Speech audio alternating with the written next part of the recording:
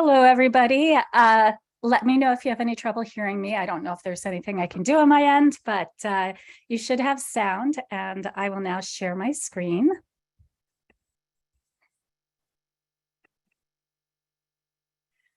Okay, so hopefully the tech gods will be smiling on us and this will all work today. Um, I'm very, very happy to talk with you folks today about this issue. It's an important issue for me. I have a son with autism. He's now 27, but I've lived through the transition process, not personally with AAC, but I have seen some of what can go wrong, some of what can also go right, and how we can manage AAC and transition planning to give people the best possible chance. And it's something that I think when I worked in the schools, I didn't necessarily think about enough that, we get everybody ready to go on through the mini transitions within school age from elementary to middle school or middle school to high school. But the transition to adulthood is it's precipitous, to say the least. So it's something we really want to give a lot of direct consideration to. I work for Temple University, and they pay my salary, and the Institute on Disabilities is getting a stipend for this presentation. So that's my disclosure. And who am I? I'm a speech and language pathologist. I returned to school after my oldest was diagnosed with autism at the age of 4 years, 10 months. And you can see the pictures here, two things that give me a lot of joy. My Chinaubawawa, a rescue dog from Puerto Rico named Ginny. And also I live by a small lake in Lower Bucks County. And looking out at the water brings me lots of peace at the end of the day. Now, I think all of you have your microphones automatically disabled. I think the only thing I need to say here is at the end, I'm going to give you a QR code to a survey for TechAL PA, and that's separate from any survey that AbleNet might do. But if any of you can click in and give your feedback to us, that would be awesome. Okay, so as with any good training, we have to have learning objectives. So, what am I going to be talking about today? So I hope by the end, you will have an idea about 3 considerations impacting vocabulary selection for adults who use AAC, 3 critical elements or more to a successful transition. And we're kind of just going to generally talk about sort of a template transition plan, some really important elements to planning for success. And so as we go through, you'll get elements of that. I see somebody's in the chat, though. That's the handout for today. Awesome. One little thing about chats on Zoom that it took me almost an entire pandemic to figure out is if you go in to write a message in the chat, first make sure it's to host and panelists so everybody can see, but also there's a little ellipse next to that smiley face. And if you click on that at the end of today's presentation, you can save the chat and download it to your computer. So just in case you have any questions or things that are answered in the chat, you can save that information. I have enabled automatic captioning today. This is not as perfect as a CART transcriptionist would be, but it will allow you not just to listen, but to read. If anybody needs a transcript or a fully accessible copy of the PowerPoint at the end of today, please do let us know, and I will be happy to provide that. All of my images in the PowerPoint have alternative text. And if I can send you a copy in a couple of days, I will make sure that it also includes the correct reading order for the slides. All right, so here's information that I think most of us know, like the back of our hands. We know what AAC is. We know that aided AAC is the use of tools, and really any tools that can support communications, and that AAC in general is anything beyond speech used to convey information. And generally, we sort of subdivide AAC into 2 categories. the device, and the services or supports that are necessary to get that device and to maintain that device. And of course, the more high tech you're working with, the more services are going to be necessary to support that system. I would add another leg to that stool. I would say that when we're thinking about AAC in the modern age, we should think about the device, the services, and the data. Because these days, so many people are using iPad-based AAC devices or high-tech apps that allow you to utilize programs like Realize Language to record data, to look at where it's being used and what words are being said in different contexts. And that is an important issue to think about as we look towards transition. Okay, Jim, I'm getting a message from a few people that their chat seems to be disabled, but the Q&A is a better place for questions anyway, so, okay, but maybe he can work on that. All right, I love this quote by Maya Angelou, because we really can't know what we're looking at in terms of the systems, supports, or lack of supports in the adult world unless we know a little bit about the history and the background of the treatment of people with disabilities in the United States. And I will be focused on the US, though some of the issues I'm going to talk about really have been global issues, not just impacting the United States.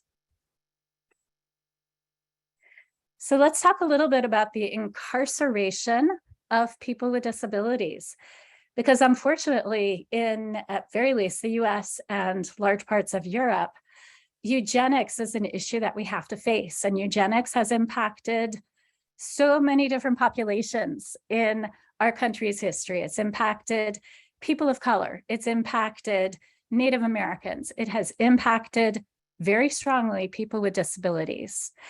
So people with disabilities were locked up in large state institutions, and parents were advised, you know, they might give birth to a child with Down syndrome or another disability, and they'd be told, you know, you should just give this child over to an institution and get on with your lives, go back to living, as if it would be so easy to do that with a human being, right? So in part because of the influence of that eugenics movement throughout the 20th century, so many people were locked up in state institutions. And one of the most famous is Pennhurst, which is in the Philadelphia area. It's just a little outside of the city. So who got locked up? People who did not match societal norms. And at the peak of this process in the 60s and 70s, I mean, really think about the number. 180,000 or more people with developmental disabilities and intellectual disabilities resided in state institutions.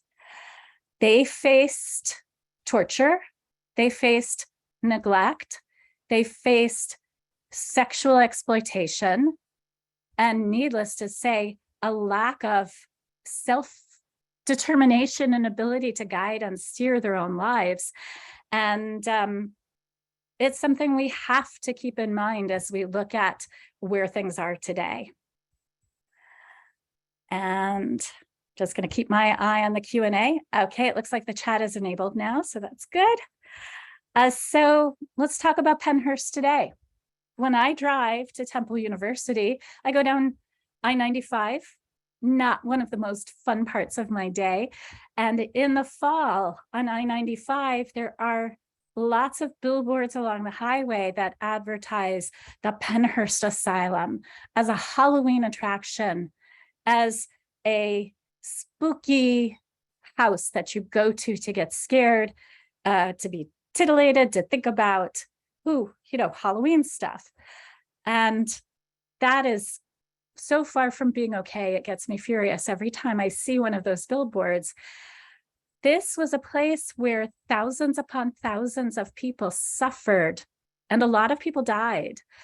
So people have told me, people who were at Pennhurst, that they believe there are hundreds of bodies buried on the grounds of the institution. And nobody knows exactly where a lot of those graves are.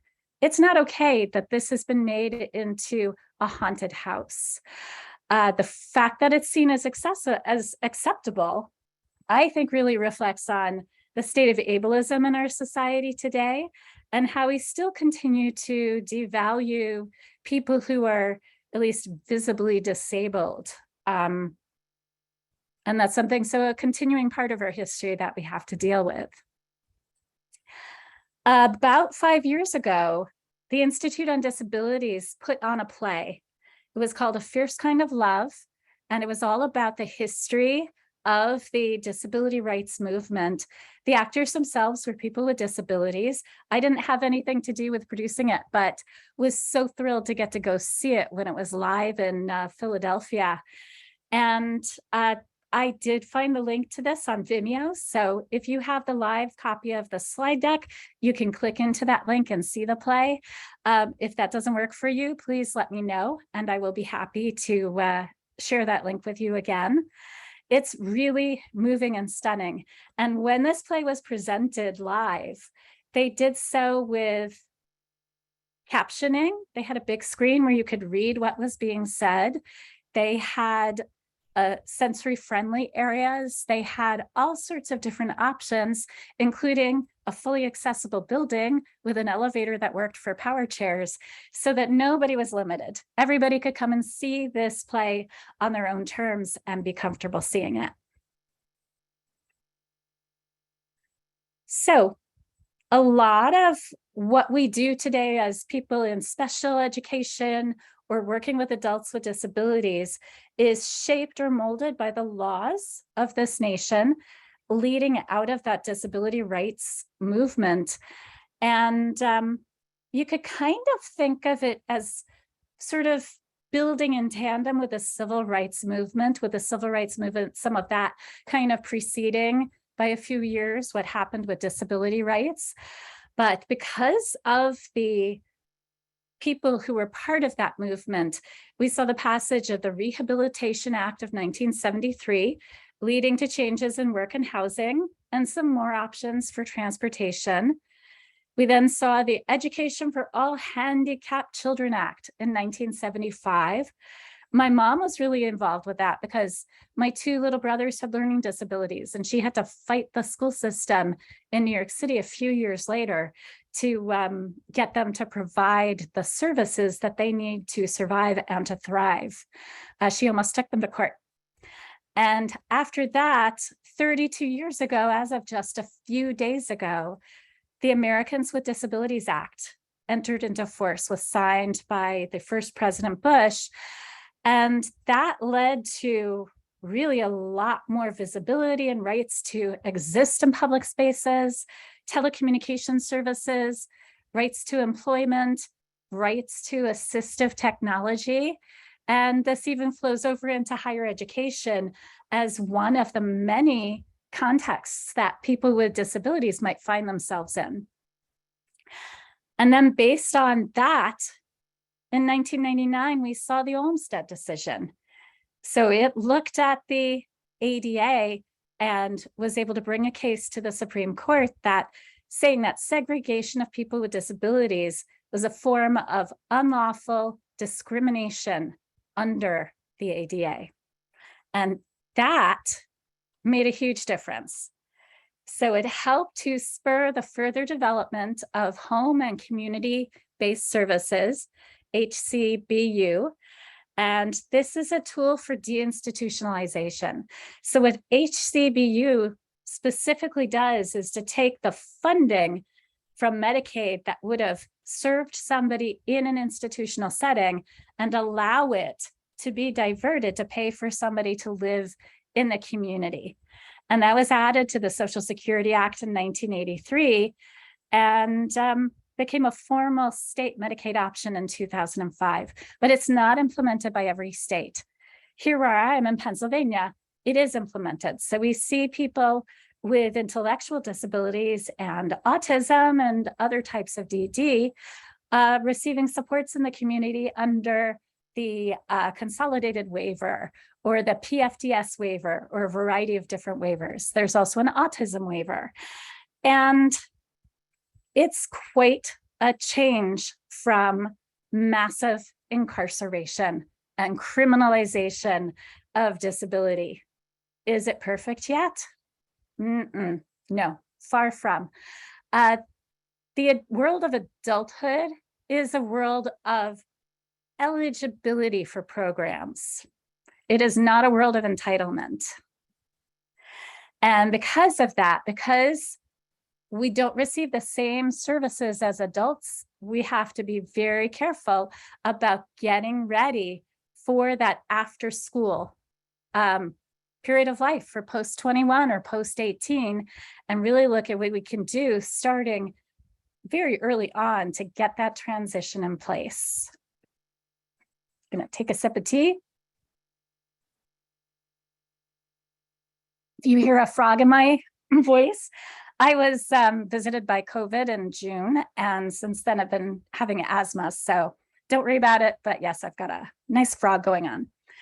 Okay, so looking at goals for 21 plus, we have to consider all the different options or all the different places that a person might find themselves. Does this person want to work? Will they need support through vocational rehabilitation to successfully hold a job? Do they want to continue living at home? Or do they want to go live in the community as an independent or semi-independent adult? Are they going to pursue higher education? Are they going to pursue vocational training? So the preparation for this, for answering all of these questions, I would say it begins the moment we start considering and evaluating for AAC, even if that child is, let's say, 5 years old in kindergarten. And if you get a chance to take a look at this PowerPoint by Dr. McNaughton on transition and AAC, it's really a wonderful resource. So this is a question as an SLP working with AAC, I would hear all the time in the schools or also in the adult world, do we take away somebody's voice? And usually in schools, we're talking about not letting someone take away somebody's device because they're off topic or they're talking too much and the teacher's trying to teach. But we are equally taking away someone's voice if we don't consider how we transition that device or get a permanent device for that person when they are going to graduate. And with so many Apple-based AAC systems today, we also have to keep in mind that it's not so simple. The family can't just go out and buy an iPad and then transfer an app from the school iPad to the family iPad, because those apps do not transfer across Apple IDs. And that school iPad is likely run or monitored by a large iPad system such as JAMP, the one that we use at the Institute on Disabilities. So we really do need to be planning for an AAC evaluation or reevaluation and insurance report for many of our students well before their last semester. And if the goal is secondary, post-secondary education, there's also another good reason to do a formal reevaluation, because colleges and universities, probably also vocational schools, certainly community colleges, often will ask for very recent documentation of disability in order to provide the accommodations that somebody is eligible for under the Rehab Act and under the ADA. So to have that up to date evaluation is really, really good.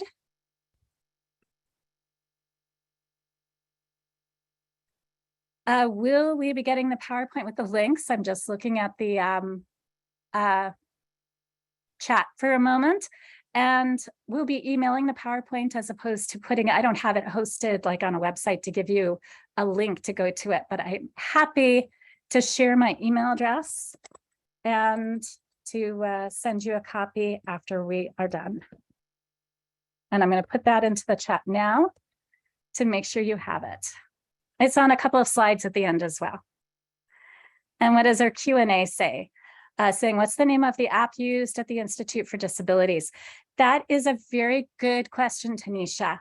In terms of apps for communication, there are a lot of different choices. And you might see software on a dedicated communication device that is really packaged and put together by a vendor of a communication system, such as PRC Saltillo or Tobii Dynavox, or you might see something that is iPad or tablet based. The choice of the app depends upon the needs of the individual. And one of the major considerations that we'll go into what kind of app that person uses is that person's access to literacy. Have they learned enough generative reading and writing skills that they can use something called text to speech and type something and have it spoken out loud? Or are they somebody who needs symbol support because their literacy skills are not sufficient to text to speech? Or maybe somebody is going to use a combination of both. So we match the system to the needs and abilities of the individual as opposed to a one size fits all. And back to the issue of whether we take away somebody's voice when that person is graduating, I highly recommend Erin Sheldon's presentation from AAC in the Cloud. I think it was about 3 years ago in the Before Times. She does quite an excellent presentation about the different issues involved in the importance of why we look at transition very carefully. So when I talked about the definition of AAC, I talked about the issue of data, right? Because so often these days we're using a high-tech device where somebody's user or vocabulary set, so that's the piece of customized software that's been put together for that individual. It's going to contain a lot of personalized or customized access to core and specific vocabulary that that person has needed to communicate. And we've got to make sure that we are backing that up, saving it to a flash drive, saving it on a computer, or using a safe cloud-based solution to save it, such as Dropbox or Google Cloud. And the decision about what you do in terms of saving data to the cloud, if you're in the school-age services, is going to depend upon what system is approved by your school district as being HIPAA and FERPA compliant. So that's another consideration we have to take into account. And looking at making sure that we're also making sure that a date is listed on the name of every single backup that we do, and that we're consistently backing up that software as soon as we've made any major changes or done some editing to the device. Okay, let me look at the Q&A again. Bruce asks whether formal transition planning process can begin as early as when the student reaches 16. It can begin earlier than that. And in Pennsylvania, we were told that we should have the student attend their IEP meeting by the age of 14. I would say that that should be even earlier. I would say that we should be working very early on to ensure that that student is not only getting a voice, but is learning how to advocate for themselves, participate actively in their IEP meeting, maybe even run part of their IEP meeting. That should be a goal. So beyond just the speech therapist or the AT specialist backing up that voice, that's not going to help that much if the family or the individual or whoever is going to be that person's close circle of care once they graduate, if they don't know how to use a cloud-based backup or how to transfer software from one device to another, then it's not going to make that much of a difference if the software is still in the SLP's iPad or in the cloud. So part of that should be the transfer of our knowledge. We talk about interprofessional training, and we've got to think about that the team for AAC includes not just the other so-called professionals on the team, but also that family or those caregivers, and making sure that we're sharing that knowledge transfer with the family, with the individual who uses AAC, if possible, do they know how to edit their own device, and making sure that everyone has that knowledge to sustain those backups and gain access to them after graduation. Now let's talk for a moment about post-secondary environments. I've talked a little bit before about places where AAC users may find themselves. So I know a lot of AAC users who do a very wide variety of things with their lives. Some of them are in competitive employment. Some of them live in community living arrangements, or what we might call group homes. Some who go to community colleges and achieve a degree, a 2-year degree, or those who go on to achieve a 4-year college education and grad school. One of the people whose work I follow a lot when he presents, or when they present, is somebody who's got a master's in public health. There's another AAC user I know of who has just finished a doctorate, I believe, in neuroscience. So when we talk about that presumption of the ability to learn, or what is sometimes called presuming competence, we've got to really believe that people who use AAC are going to go on to a variety of different settings and contexts as they grow up, and make sure that they're prepared for that.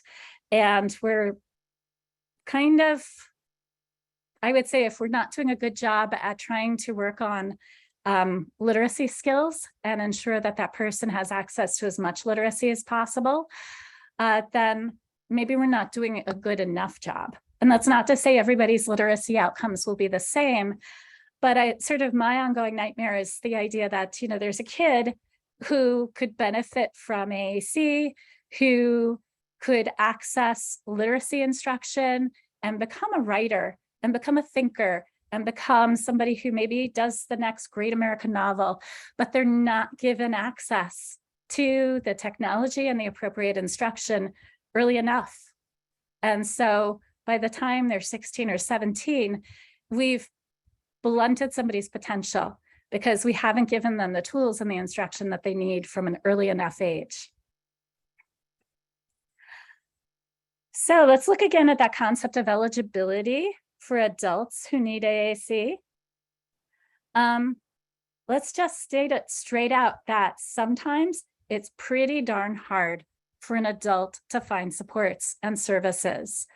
You have to be aware of what's available. You have to seek it out. You have to get on waiting lists. So in Pennsylvania, one of the big debates has been whether or not to use funding from the American Rescue Plan and other COVID-related plans to fund HCBU, the home and community-based services, because there are a lot of people, there are thousands of people on wait lists who don't get the services that they need.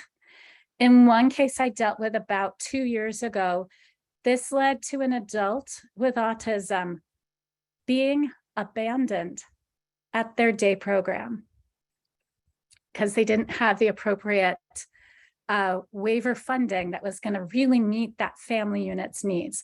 Was it that this family didn't care about that person or didn't care what happened? That wasn't the case at all. This person was left because the family felt like they just could not meet their needs with the resources they had. And so they left her one day at a day program and they never picked her up. And that was incredibly sad to hear about. So you have to have this awareness, you have to have this knowledge. Even when you search out services, you may not be able to get them for several years, depending upon the wait list and your state.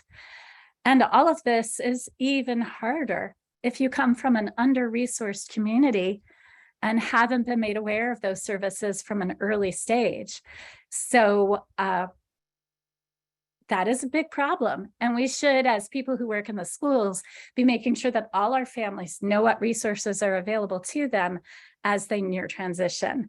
And look at connecting them up also with vocational rehabilitation, because Voc Rehab can cover assistive technology and supports for employment, but it can also be involved in covering some of post-secondary education as well. Okay, check the chat again. Yes, starting early, vital. And in the case of my son, he's verbal. He never needed AAC. He did use some assistive technology for organization and for typing. I don't think he was invited to an IEP meeting until he was about 16. And I sat down to start talking about assistive technology. And somebody from his high school actually said, well, I see your son here is getting mostly A's and B's, so guess we don't need to have this conversation. They literally said that to me.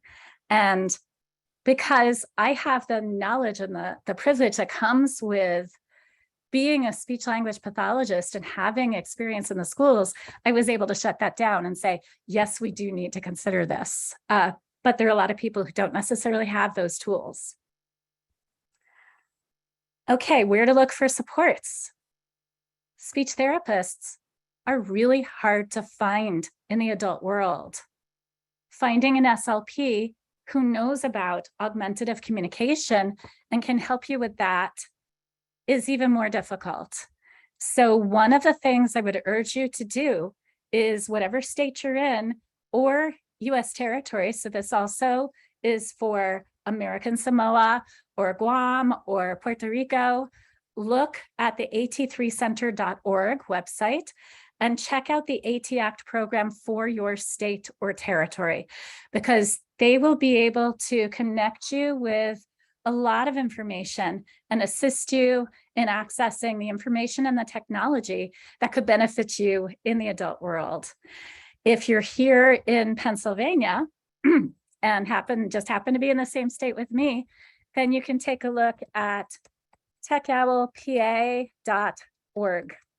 And that is the main website for the Assistive Technology Act in the state of PA. And we also have an AAC website called aacommunity.net. You can also access the Job Accommodation Network, and they're going to be very familiar with what resources are available and what you're eligible for in your particular state. And it's not easy. It is tough. Reimbursement rates can be very low. And there have been times when I've gone to a home to do an evaluation for a 28-year-old with a very complex body, very complex seating needs, a lot of spasticity, not a lot of voluntary control over muscles. And they tell me, oh yeah, she gets speech therapy. And I say, what are they working on? And the caregivers say, oh, well, they're working on the B and P and sounds. That to me is a real disservice. If we're trying to take somebody with a lot of spasticity who's already in their adult body and mind and expect them to improve their communication through working on B, P, and M, we are not perhaps the best person to be working on that caseload, and should be looking at those resources like the Assistive Technology Act Center for how we can better connect that person to somebody who can help them. And as we get closer and closer to adulthood, we also have to think about vocabulary. How many of you, if you work in schools or in school districts, have a district that allows you to put vocabulary for all the body parts, or for sexuality, or for intimate relationships on that child's AAC device? How many of them have access to being able to curse? To being able to get frustrated by something and say, damn it all to hell? I'm guessing that the answer is almost 100% no. And that's a problem, because there's not a ton of research, but my colleague Haley has done a lot of looking into vocabulary, and there seem to be some developmental norms for when certain types of words for body parts and for curses occur in a child's vocabulary. And shouldn't we be following developmental norms and guidelines for exposing people to the vocabulary they need? And what happens if our 7-year-old AAC user says, damn it, in class? What would we do if that child were a speaking child and they said, damn it, in class because they got frustrated? There are opportunities to make mistakes, and to get the consequences for that mistakes, and to learn when you use that vocabulary and when you don't. So just because somebody has that kind of communication disability doesn't mean they don't need access to all these words. And I highly recommend the blog by Donnie Denome. They've written a lot about how to symbolize intimacy. And Donnie Denome and Cooper, they've presented wonderful presentations at AAC in the Cloud about autonomy and the dignity of risk as adult AAC users. So check them out. It's worth it. You won't regret it. Okay, why do we need to be able to talk about our bodies and forbidden topics? If we teach body parts in a matter-of-fact way, it doesn't need to be sexualized. It can just be age appropriate. And we are literally empowering that person to direct their own care, talk about their own physical needs, and empower that person to say no when they need to say no. And when they say no, we need to listen. So here's a wonderful video. I'm going to see if it's going to play for us. I think we've got enough time for this. And I just want you to hear to the ebb and flow of this very age-appropriate conversation. I hope it works.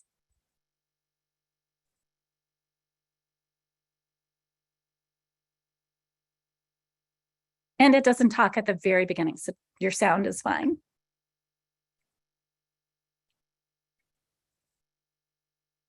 What's your favorite food?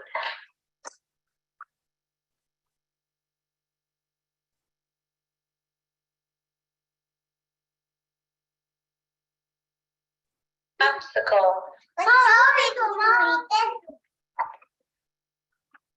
Or.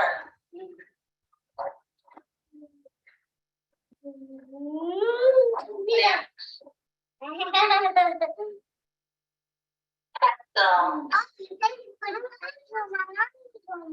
Aiden, you want to turn? Okay. Mama. Mama. Mama. Mama. Mama. Mama. Mama. Diarrhea. Aiden, no, we're not going to talk about bathroom talk at dinner.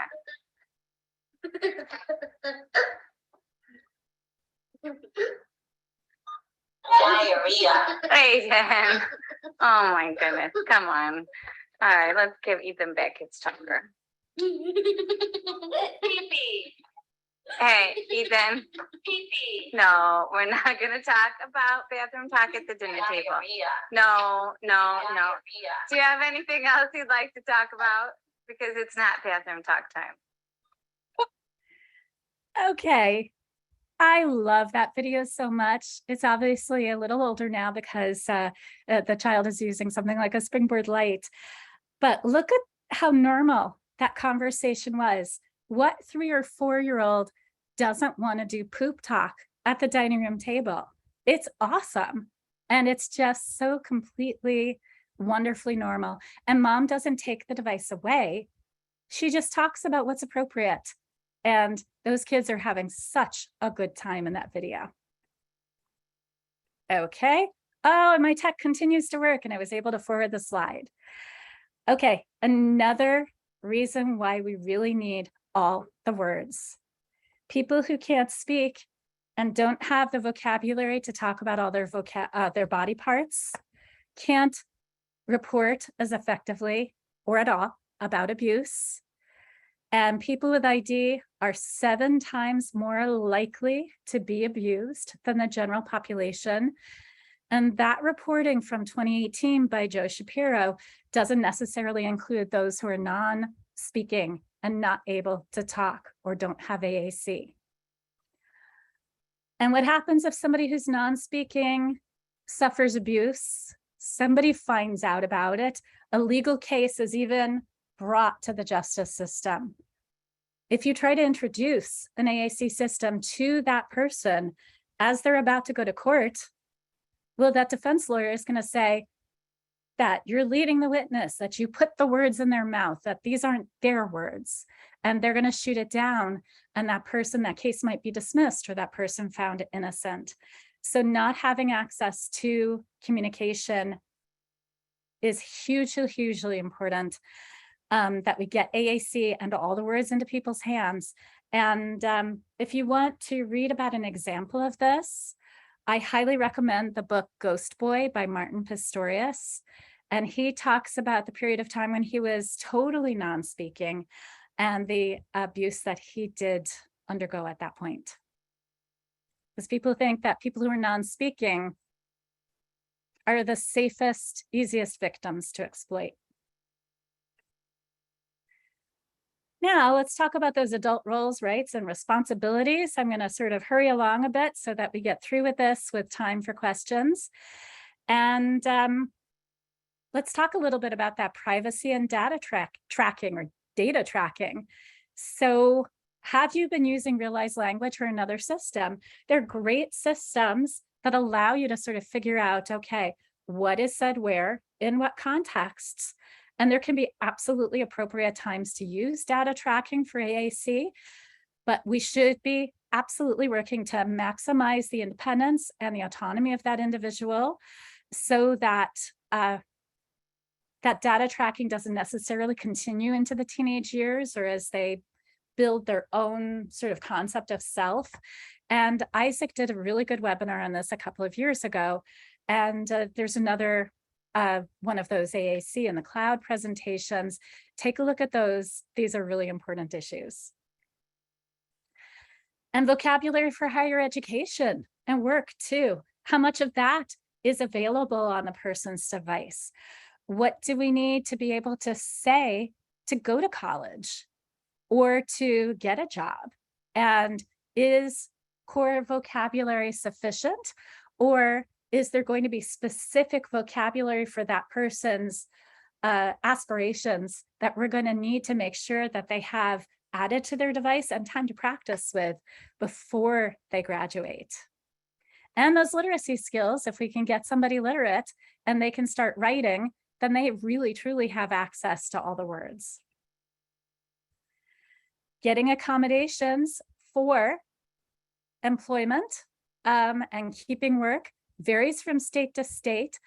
The ADA, of course, only requires that employers provide those good old reasonable accommodations, but I do know of examples or cases where a vocational rehabilitation organization has funded an AAC evaluation and then has helped to fund that device. So assistive technology is part of what Voc Rehab does.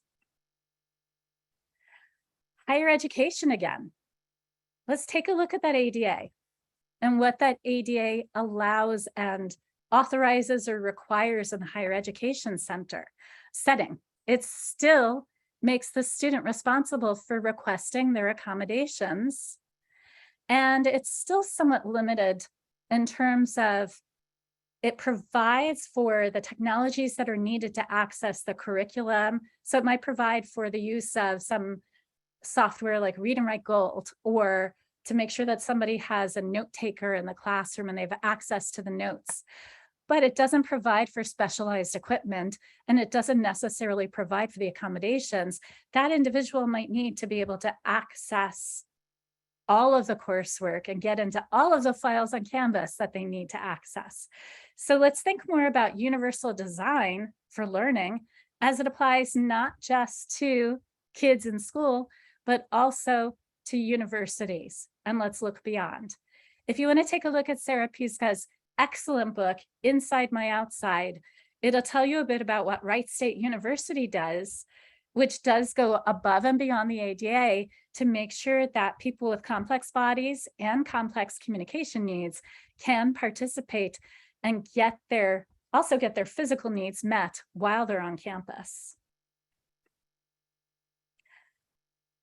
How about COVID-19? What has the pandemic taught us or told us about AAC and access to higher education or to work? COVID-19 has really changed the way a lot of us access our jobs and our learning. I mean, obviously, I'm not sitting in an office cubicle right now. I'm in the Four Season room in my house where I think it's about 92 degrees at the moment.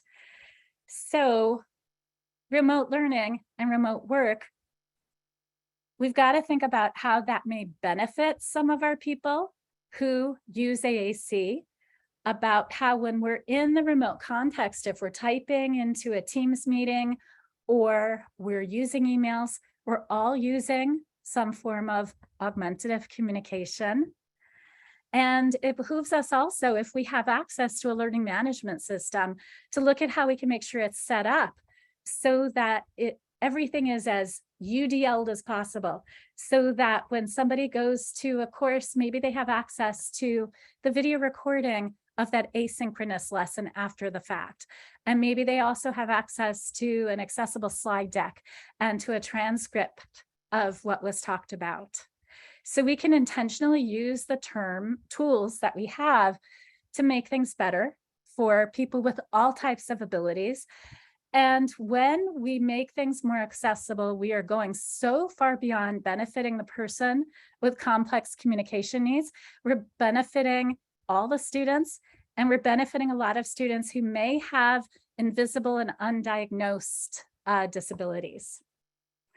And we also have to look at the pros and cons. So if we're in the remote context, do we lose access to that face-to-face communication, to some of those relationships and that social capital that we can gain from being on a campus and face-to-face with people?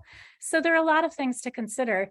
And I think that the COVID-19 pandemic has provided us with a sort of a very natural study period that's going to help us learn more about how we can make higher education accessible to all.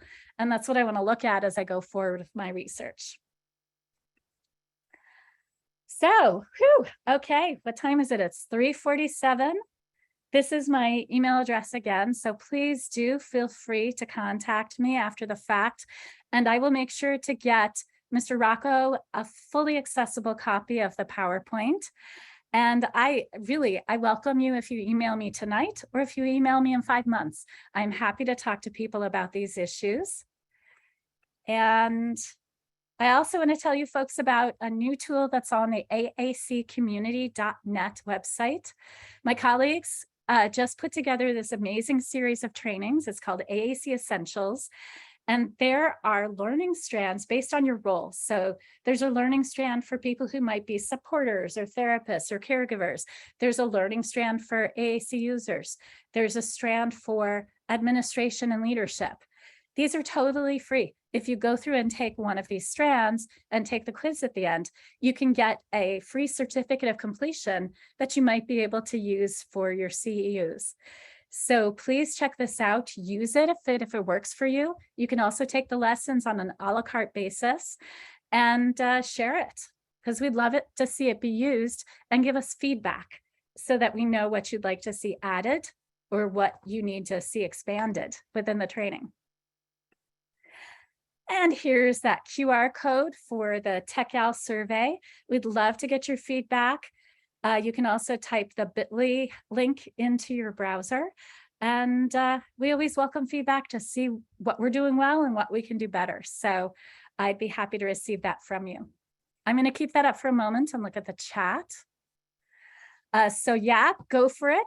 Christina, if you're interested in AAC Essentials, doesn't matter what state you're in or what country you're in, go ahead and use that. It's for everyone. And Cheryl asked if I'd be willing to do this again for a group of OTPT and speech therapy people. I'd be absolutely happy to present this information again, but it's also going to be hosted on the AbleNet website. So I know that Jim mentioned something about that being on AbleNet U. So you'll have access to this information, but you can also contact me if you have a particular training need. That's fine too. And so now if anybody else has any questions, I'm happy to stay on and answer them. We've got about 10 minutes. Thank you everybody for attending today. And this was awesome fun sitting here in my four-season room. And I didn't get interrupted by either my cats or my dog. So that was a real plus. And yeah, please feel free to ask any more questions if you have them. Thank you for attending.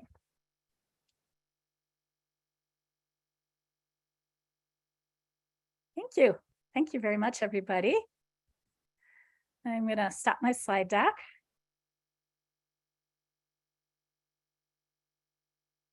And if you don't have any more questions, I'm aware of how valuable your time is, so feel free to log off and go on with your day.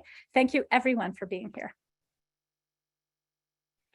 All right. Thank you, Catherine, for such a great presentation, and especially for touching on those topics that, some people do tend to shy away from.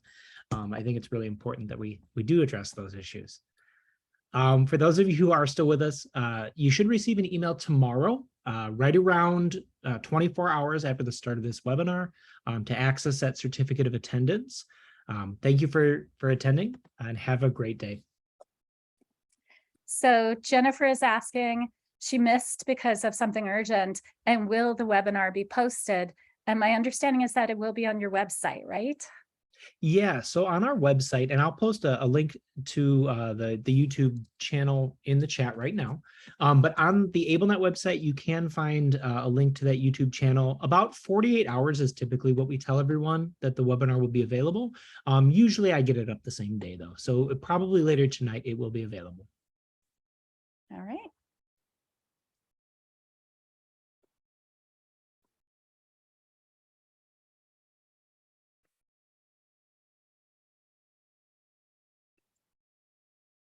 Hey, any more questions? I'm happy to answer them. Or talk about my dog, Jenny.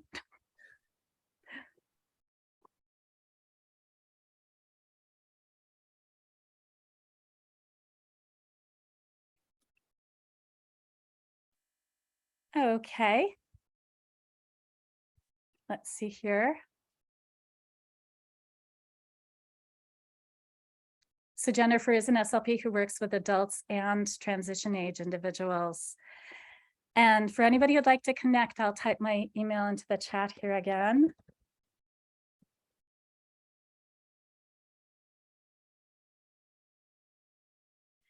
And for anybody who has specific questions about like the issue of the cursing and the unacceptable language and all of that stuff, shoot me an email and I'll connect you also with my colleague Haley Strickler, who did an amazing presentation on that issue at ATIA this year. And I think that was recorded and might be available on the ATIA website. So I put my email address in the chat, and let me also type it into, if I can do it to everyone, I'm not sure if this is private, but let me put it into the question and answer section too. Oops, if I can actually type at this point.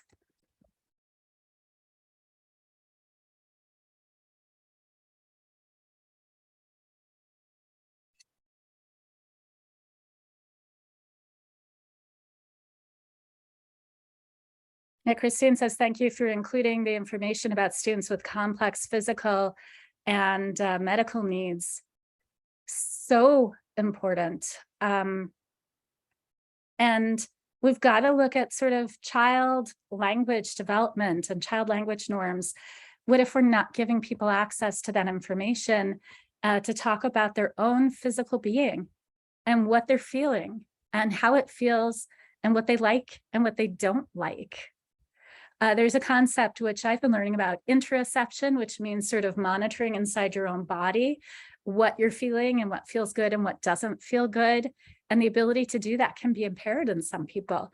And if people have impaired interoception and also don't have access to the words they need to talk about that stuff, yeah, not good.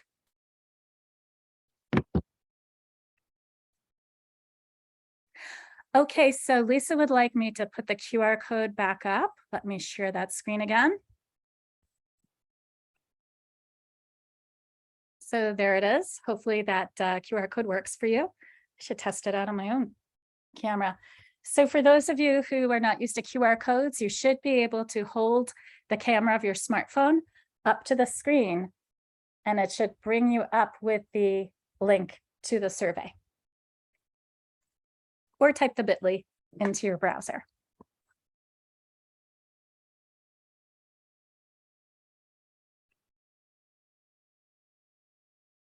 Okay, awesome. Thanks, Jim. Yeah, Christine, you're absolutely right. Having that conversation about the vocabulary with parents can be very difficult. I sat in one IEP meeting where the parents were absolutely outraged that they claimed that the social worker had mentioned the word, I think it was masturbation, in their health class for the students in the self-contained classroom. And she actually hadn't. She had used a curriculum that just said, hey, if anything is under your bathing suit, nobody should touch there without your permission, which in and of itself, of course, is good, but doesn't provide the vocabulary we need to talk about abuse or to talk about sexuality. And the parent, though, was very, very upset. And there is going to be that conflict. It's going to be difficult to navigate that. And there are more and more vocabulary sets, though, for AAC that are making it possible for you to have access to all the words. So for instance, in TD Snap, what used to be Snap Plus Core First, they do have vocabulary sets there for sexuality and intimacy and for reporting on abuse. AssistiveWare has done some more work on this issue as well, but not everything is necessarily open. It may be something you have to search out and really start the discussion young with your family and your team about including that kind of stuff in the child's education.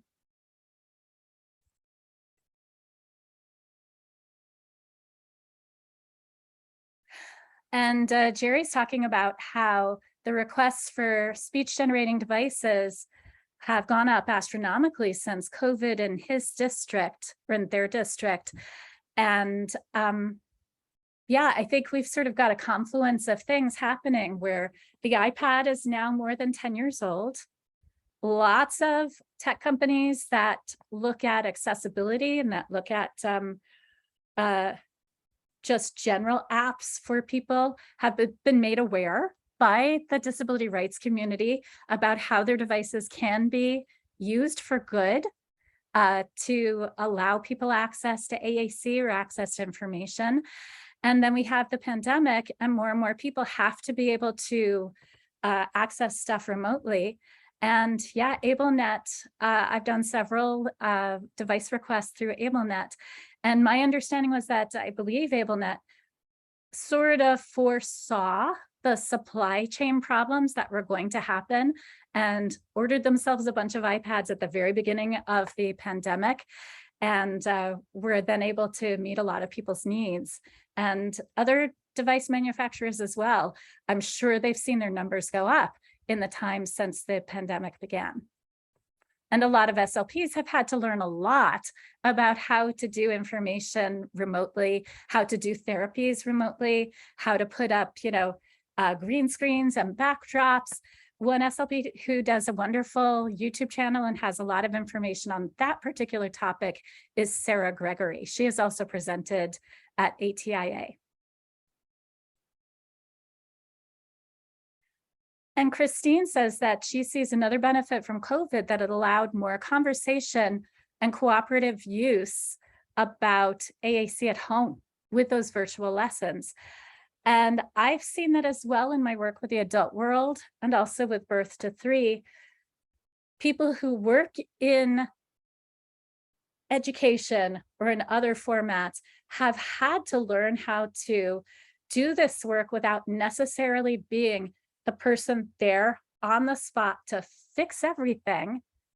And I think that's forced some of us to sort of pull back and say, hey, it's not so good for us just to be that sage on the stage and say, here we are, the expert, we know how to do this.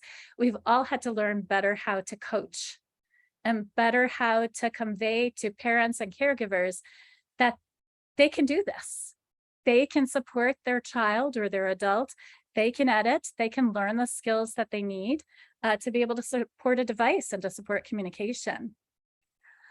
Somebody else, Doreen, says she went to observe a graduate student at a skilled nursing facility. The 49-year-old client had TBI, and the SLP was using an ABC board for the person to communicate. And she asked why they didn't get him an AAC device.